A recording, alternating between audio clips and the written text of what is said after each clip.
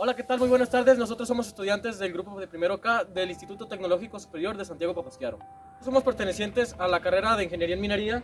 Nuestro equipo está conformado por César Mejía, Edmundo Núñez, Kenia Velázquez, Daniela Escobedo, Alison Contreras, Osvaldo Ríos, Josué Vargas y su servidor, Christopher García. El día de hoy tenemos como invitado al maestro en ciencias Jesús Daniel Alvarado, al que le realizaremos una breve entrevista. Y para dar inicio a esta, comenzaremos con una serie de preguntas.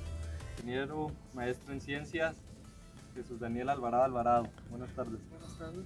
Bueno, vamos a comenzar con una serie de preguntas. ¿De qué trató su investigación? Bueno, yo soy ingeniero civil y cuando hice la investigación estaba terminando una maestría en ciencias, como usted lo dijo. Entonces, a mí siempre me llamó la atención el método constructivo basado en adobe. Entonces, una de mis inquietudes o una de las propuestas fue eso precisamente, estudiarlo y analizarlo y entender las características que tiene como proceso constructivo y medirlas y controlarlas. Esa era la finalidad o la intención que yo estaba buscando. Para continuar, profesor, una pregunta muy interesante en mi punto de vista sería: ¿en qué benefició su investigación al ser humano? Sí, la investigación se realizó en la ciudad de Durango capital. Entonces, en un principio, cuando yo empecé a hacer la investigación, busqué la ayuda del Instituto Nacional de Antropología e Historia, el INAH. Entonces ahí ellos ya tenían una base de datos de las casas que en el centro histórico de Durango estaban hechas a base de adobe. Entonces de ahí me basé para empezar a trabajar precisamente en eso, a entender cómo es este método constructivo, qué características tiene y cómo se pueden controlar. Buenas tardes. Buenas tardes. ¿Cuál fue el efecto positivo en la sociedad? Sí, el efecto positivo más importante pudiera ser que estas personas, la gran mayoría eran personas ya de la tercera edad, entonces ellas no sabían que tenían acceso a un financiamiento por parte del INAH para poder mejorar sus casas. Ya cuando les comentaba de los beneficios que tenía la investigación, pues ya eran más abiertos, colaboraban más. Siguiente pregunta. ¿Su investigación tuvo alguna repercusión positiva o negativa en el medio ambiente? Yo creo que siempre fue positiva porque la investigación, como les menciono, era a base del adobe y ustedes saben que el adobe, pues en su proceso de elaboración no requiere ningún tipo de contaminación, es 100% natural. ¿Cuál fue el fin o objetivo de su investigación? El fin, como les digo, era conocer un poquito más acerca de ese proceso de construcción que se ha utilizado durante muchísimos años, miles de años, y se va a seguir utilizando. Entonces, a pesar de ser un elemento que se ha utilizado por tantísimo tiempo, se desconocen muchas cosas de su funcionamiento y de sus características.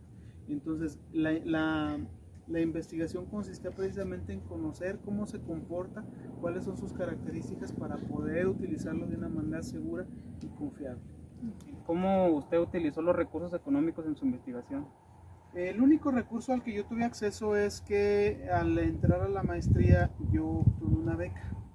Entonces esa beca pues estaba destinada precisamente a cubrir los gastos que se generaban con la investigación. En su investigación tal vez tuvo algún colaborador que le ayudara o usted lo generó. No, yo lo generé todo completamente.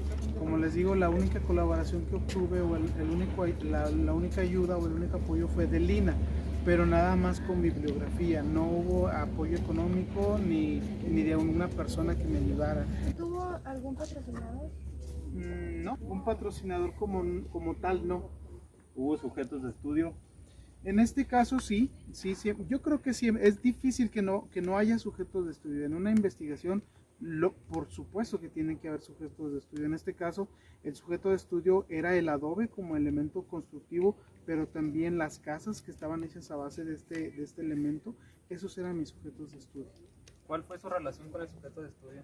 Pues desde que yo llegaba a hacer una observación, tomar fotos, tomar evidencias, si había algún daño en la estructura, si había grietas, si había, no sé, derrumbes, todo eso tenía que estarlo documentando. Entonces, esa fue la relación. Siguiente pregunta, ¿usted al final de su investigación dio créditos a ese patrocinador?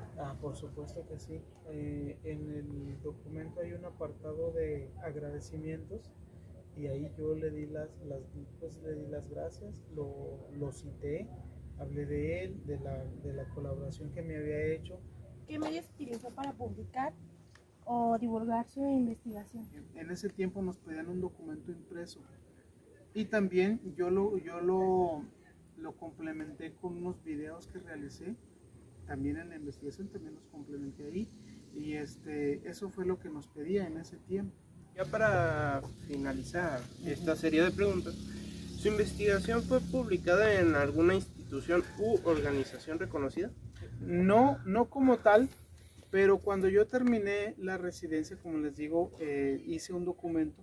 Entonces una copia de ese documento yo la llevé a Lina. Entonces después ellos la utilizaban como referencia. Como conclusión final, se ha determinado que la investigación del maestro en ciencias Daniel sí tuvo un beneficio, especialmente en las personas de tercera edad. Tuvo un impacto positivo, su objetivo fue meramente de investigación, los recursos utilizados cumplieron su objetivo, no tuvo colaboradores, pero sí tuvo patrocinadores, a los cuales se les dio crédito. Esto sería todo.